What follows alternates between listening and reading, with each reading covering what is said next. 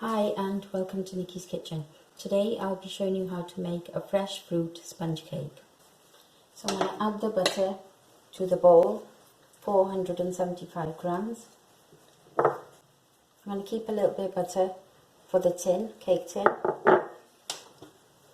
475 grams of sugar.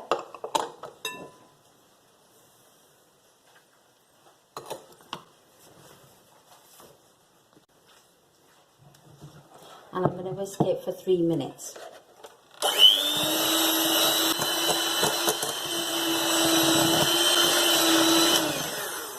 So that's gone nice and fluffy. I'm going to add in the eggs. So I've got here 8 eggs and I'm going to add it in bit by bit and whisk for further 3 minutes. My eggs weighed 475 grams. I did weigh my eggs first and that's how I got the rest of the ingredients.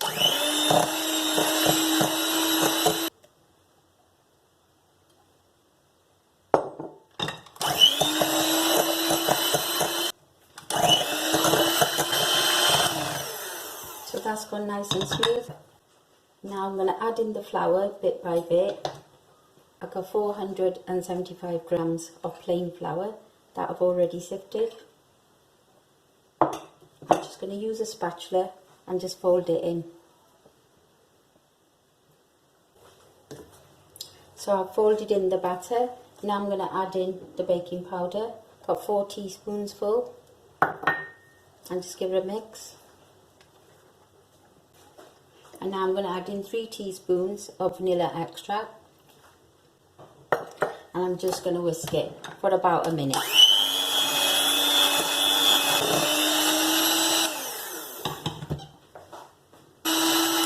Yeah, so that's gone nice and smooth. You don't want to over whisk the batter. So I'm going to split the batter into 2 because I'm making two 10-inch sponge cakes. If you feel your batter is a bit thick, you can add in a little bit of milk, just a tablespoon or so of milk, and just give it a mix. Batter's gone nice and smooth. I'm using a cup to split it in half so you get the same amount in each tin. So before I add the batter to the tin, I'm going to get some butter and just spread some on the tin. Like that. And now I've got a parchment paper that I've cut a round piece just to fit in there, and I'll place that like that. Just go over it with a little bit of butter again. There, and now I'm going to add in the batter.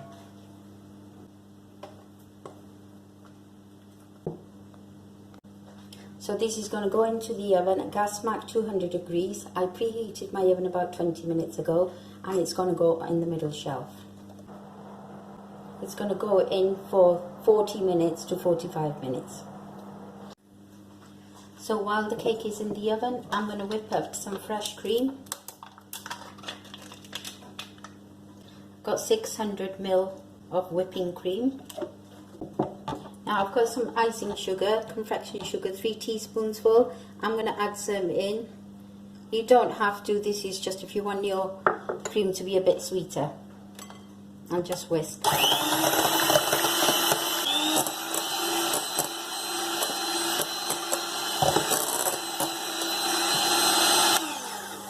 So that's taken 3 minutes and you can see it's gone nice and thick.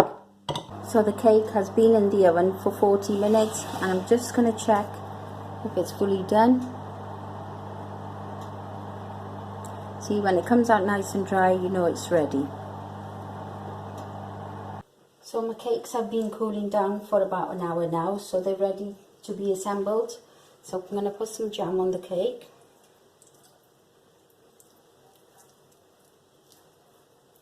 You can add as much jam as you like. I've got about 200 grams here. There you go. Now I'm going to add in some fresh cream. You can use a piping bag if you like, or just use a spoon or a knife, whatever. There you go. Make sure you don't touch the jam underneath. Now I'm going to use the other cake and I'm going to put it upside down. So we've got the flat end upside down like that. So now I'm going to get the rest of the cream and I'm going to spread it all over the cake. There you go, just spread it all the way around the edges as well. Just put some extra cream in the gaps there just to fill them up and just smooth it out. There you go, so the cream's all around the cake. You can actually use your cake board first, put it underneath if you're using it. My one's going to go on a stand, so I'm going to now add some fruit on top of the cake. Now I've got some strawberries, grapes and kiwi, and now I've washed it and I've dried it, and I'm just going to top the cake up with the fruit. You can put as much fruit as you like, whichever way you like.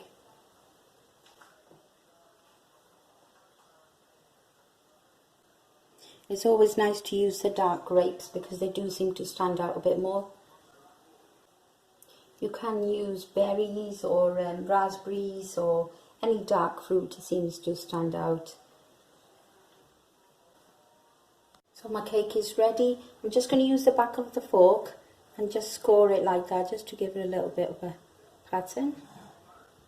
Just all the way around. And there you have it, your fresh fruit, fresh cream cake, and thank you for watching.